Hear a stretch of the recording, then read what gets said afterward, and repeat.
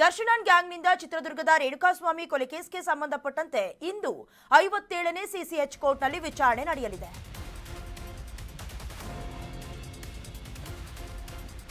ದರ್ಶನ್ ಗ್ಯಾಂಗ್ನಿಂದ ರೇಣುಕಾಸ್ವಾಮಿ ಕೊಲೆ ಕೇಸ್ಗೆ ಸಂಬಂಧಪಟ್ಟಂತೆ ಇಂದು 57ನೇ ಸಿಸಿಎಚ್ ಕೋರ್ಟ್ನಲ್ಲಿ ವಿಚಾರಣೆಯಾಗುತ್ತೆ.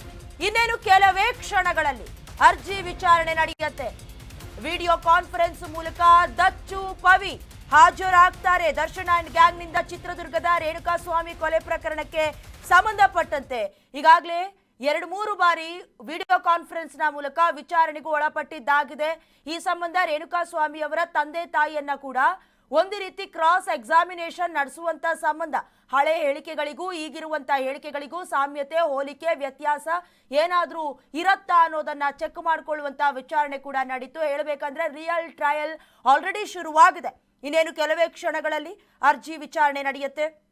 ಮುಖ್ಯವಾಗಿ A1 ಆರೋಪಿ ಪವಿತ್ರ ಗೌಡ, A2 ಆರೋಪಿ ದರ್ಶನ್ ಸೇರಿದಂತೆ ಆರೋಪಿಗಳ ವಿಚಾರಣೆಯನ್ನ ವಿಡಿಯೋ ಕಾನ್ಫರೆನ್ಸ್ ಮೂಲಕ ನಡೆಸಲಾಗುತ್ತೆ. ಕೋರ್ಟ್ಗೆ ಬರೋದು, ಅಲ್ಲೊಂದಷ್ಟು ಗಲಭೆಗಳಾಗೋದು ಎಲ್ಲವನ್ನ ನೋಡ್ತಾ ಇದ್ದೀವಿ. ಅದರ ಮಧ್ಯದಲ್ಲಿ ದರ್ಶನ್ ಅವರು ಕೂಡ ಕೆಲವೊಂದಷ್ಟು ಮನವಿಯನ್ನ ಸಲ್ಲಿಕೆ ಮಾಡಿದ್ರು. ಕೋರ್ಟ್ ಕೂಡ ಅದಕ್ಕೆ ಅಸ್ತು ಅಂದಿತ್ತು. ಅದಾದ ನಂತರದಲ್ಲಿ ಪವಿತ್ರ ಗೌಡ ಕೂಡ ನನಗೆ ಹೊಂದ್ಕೊಳ್ಳೋದಕ್ಕಾಗ್ತಾ ಇಲ್ಲ, ಅನಾರೋಗ್ಯ ಸಮಸ್ಯೆ ಇದೆ, ಮಗಳು ಕೂಡ ಶಾಲೆಗೆ ಹೋಗ್ತಾ ಇದ್ದಾಳೆ, ಹಾಗಾಗಿ ಸಿಂಗಲ್ ಪೇರೆಂಟ್ ಆಗಿರೋದ್ರಿಂದ ಜಾಮೀನು ಕೊಡಿ ಅನ್ನೋದಾಗಿ ಕೂಡ ಮನವಿ ಮಾಡ್ಕೊಂಡಿದ್ರು. ಆಗೋದಿಲ್ಲ, ಯಾಕಂತ ಹೇಳಿದ್ರೆ ಈ ಕೇಸ್ನ ಪ್ರಮುಖ ಆರೋಪಿ ಆಗಿರೋದ್ರಿಂದ. ತದನಂತರದಲ್ಲಿ ಈಗ ಪವಿತ್ರ, ನಾಗರಾಜ್, ಲಕ್ಷ್ಮಣ್ಗೆ ಮನೆ ಊಟದ ಅವಕಾಶ ಸಿಕ್ಕಿದೆ. ಮನೆ ಊಟದ ಸಂಬಂಧ ಸ್ಪಷ್ಟನೆಗಾಗಿ ಜೈಲಾಧಿಕಾರಿಗಳಿಗೆ ಅಥವಾ ಅವರು ಅರ್ಜಿಯನ್ನ ಸಲ್ಲಿಕೆ ಮಾಡಿದ್ದಾರೆ. ಜೈಲಿನಲ್ಲಿ ಒಬ್ರಿಬ್ರಿಲ್ಲ, 4,000 ವಿಚಾರಣಾಧೀನ ಕೈದಿಗಳಿದ್ದಾರೆ. ಇತರೆ ಕೈದಿಗಳು ಕೂಡ ನಮಗೂ ಮನೆ ಊಟ ಕೊಡಿ ಹೀಗಂತ ಡಿಮ್ಯಾಂಡ್ ಮಾಡಿದ್ರೆ ಸಮಸ್ಯೆ ಕಟ್ಟಿಟ್ಟ ಬುತ್ತಿ. ಹಾಗಾಗಿ ನಿಯಮದಂತೆ ಕಾರಾಗೃಹ ಐಜಿಯ ಅನುಮತಿ ಪಡ್ಕೊಳ್ಳದೆ ಪ್ರಕರಣದ ಆರೋಪಿಗಳಿಗೆ ಮನೆ ಊಟವನ್ನ ನೀಡುವಂತಿಲ್ಲ. ಹೀಗಾಗಿ ಆದೇಶದ ಬಗ್ಗೆ ಸ್ಪಷ್ಟನೆಯನ್ನ ಕೋರಿದ್ದಾರೆ ಜೈಲಾಧಿಕಾರಿ.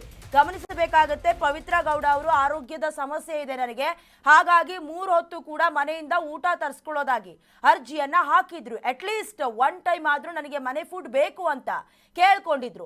ಆದ್ರೆ ಜೈಲಾಧಿಕಾರಿಗಳು ಇದನ್ನ ಸುತಾರಾಮ್ ಒಪ್ಪಿಕೊಳ್ಳುವಂತ ಕಾಣಿಸ್ತಿಲ್ಲ. ಯಾಕಂದ್ರೆ ಇವರು ಸೆಲೆಬ್ರಿಟಿ ಅನ್ನುವಂತ ಕಾರಣಕ್ಕೆ ತಪ್ಪು ಮಾಡಿ ಒಳಗೆ ಬಂದಿರೋದು ಸಾಬೀತಾಗಿದೆಯೋ ಇನ್ನೊಂದೋ ಮತ್ತೊಂದೋ ಅದು ಬಿಟ್ಟು ಈಗ ಆರೋಪಿಗಳ ಜೊತೆಗೆ ಅಥವಾ ಕೈದಿಗಳ ಜೊತೆಗೆ ಅವರು ಕೂಡ ಒಬ್ಬರಾಗಿರ್ಬೇಕಾಗತ್ತೆ. ಇಲ್ಲ ಅಂತ ಹೇಳಿದ್ರೆ ಅವರು ಕೂಡ ಡಿಮ್ಯಾಂಡ್ ಮಾಡ್ತಾರೆ, ನಾವು ಮನುಷ್ಯರೇ, ನಾವು ಮನೆ ಫುಡ್ನ ಮಿಸ್ ಮಾಡ್ಕೊಳ್ತಾ ಇದೀವಿ, ನಮಗೂ ಬೇಕು ಅಂತ.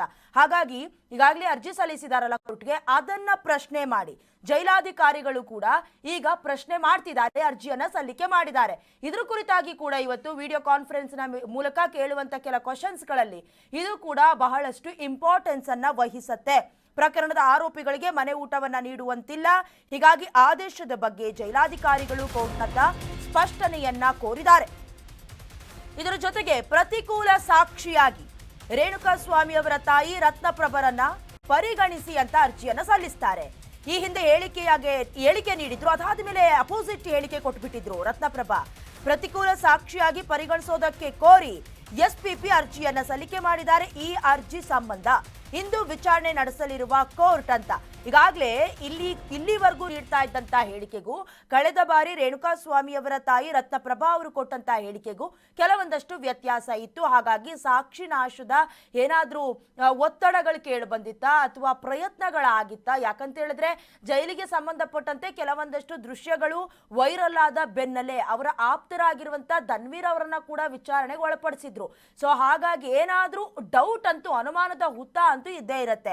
ಈ ಸಂಬಂಧ ಪ್ರತಿಕೂಲ ಸಾಕ್ಷಿಯಾಗಿ ತಾಯಿ ರತ್ನಪ್ರಭಾ ಅವರನ್ನ ಕೂಡ ಪರಿಗಣಿಸಬೇಕು ಅಂತ ಕೋರಿ ಪ್ರತಿಕೂಲ ಸಾಕ್ಷಿಯಾಗಿ ಎಸ್ಪಿ ಅವರು ಅರ್ಜಿಯನ್ನ ಸಲ್ಲಿಕೆ ಮಾಡಿದ್ದಾರೆ. ಹಾಗಾಗಿ ಮೊದಲನೇದಾಗಿ ಪವಿತ್ರ ಗೌಡ ಅವರಿಗೆ ಮನೆ ಊಟವನ್ನ ಕೊಡಬೇಕಾ, ಎಷ್ಟು ಹೊತ್ತಿನ ಊಟ, ಜೊತೆಗೆ ಅವರಿಗೆಲ್ಲ ಮೂಲಭೂತ ಸೌಲಭ್ಯಗಳು ಸಿಗ್ತಾ ಇದೆಯಾ, ವೆರಿ ಇಂಪಾರ್ಟೆಂಟ್ಲಿ ಪ್ರತಿಕೂಲ ಸಾಕ್ಷಿಯಾಗಿ ತಾಯಿ ರತ್ನಪ್ರಭಾ ಅವರನ್ನ ಕೂಡ ಪರಿಗಣಿಸುವ ಅರ್ಜಿಯ ಸಂಬಂಧ ಇವತ್ತು ವಿಡಿಯೋ ಕಾನ್ಫರೆನ್ಸ್ ನ ಮೂಲಕ ಡಿ ಗ್ಯಾಂಗ್ ಪ್ರಮುಖ ಆರೋಪಿಗಳಾಗಿರುವ ಪವಿತ್ರ ಗೌಡ, ದರ್ಶನ್ ಹಾಗೆ ಕೆಲ ಆರೋಪಿಗಳು ಕೂಡ ಇವತ್ತು ಹಾಜರಾಗ್ತಾರೆ. ಕೆಲವಷ್ಟು ಕ್ವೆಶನ್ಸ್ಗಳನ್ನ ಕೇಳ್ತಾರೆ. ಅಥವಾ ಮತ್ತಷ್ಟು ಮನಪರಿವರ್ತನೆ ಆಗಿದೆಯಾ, ಏನಾದರೂ ಮೂಲಭೂತ ಸೌಲಭ್ಯಗಳ ಕೊರತೆ ಇದೆಯಾ, ಟ್ರೀಟ್ಮೆಂಟ್ ಹೇಗಿದೆ, ಎಲ್ಲವನ್ನ ಕೂಡ ಇವತ್ತು ನಡೆಯುತ್ತೆ. ಇನ್ನೇನು ಕೆಲವೇ ಕ್ಷಣಗಳಲ್ಲಿ 57ನೇ ಸಿಸಿಎಚ್ ಕೋರ್ಟ್ನಲ್ಲಿ ವಿಚಾರಣೆ ನಡೆಯುತ್ತೆ.